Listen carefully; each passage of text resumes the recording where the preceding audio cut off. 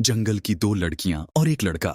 एक घने जंगल के बीच तारा और मीरा नाम की दो लड़कियां रहती थीं। तारा समझदार और होशियार थी, जो जंगल के हर राज को जानती थी।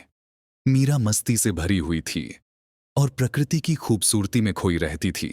एक दिन जंगल के किनारे उन्हें एक बेहोश और घायल लड़का मिला। तारा ने जड़ी बूटियों से उसका इलाज किया और मीरा ने उस पर पानी छिड़का। जब वह होश में आया तो उसने अपना नाम आरव बताया। उसने कहा कि वह अपने दोस्तों के साथ शिकार करने आया था, लेकिन भटक गया और गिरकर घायल हो गया।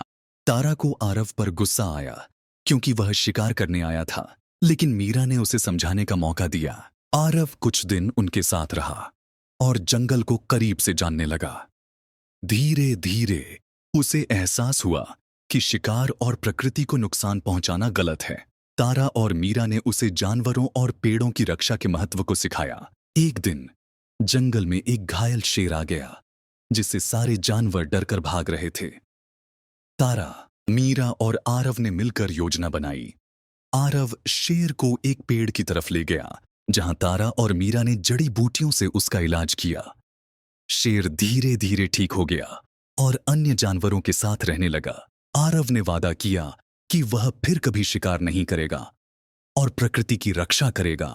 जब वह अपने दोस्तों के पास लौटा तो उसने उन्हें भी जंगल की खूबसूरती और संरक्षण का महत्व समझाया। यह कहानी सिखाती है कि गलतियों को सुधारा जा सकता है, बस समझने और समझाने का एक मौका देना जरूरी है।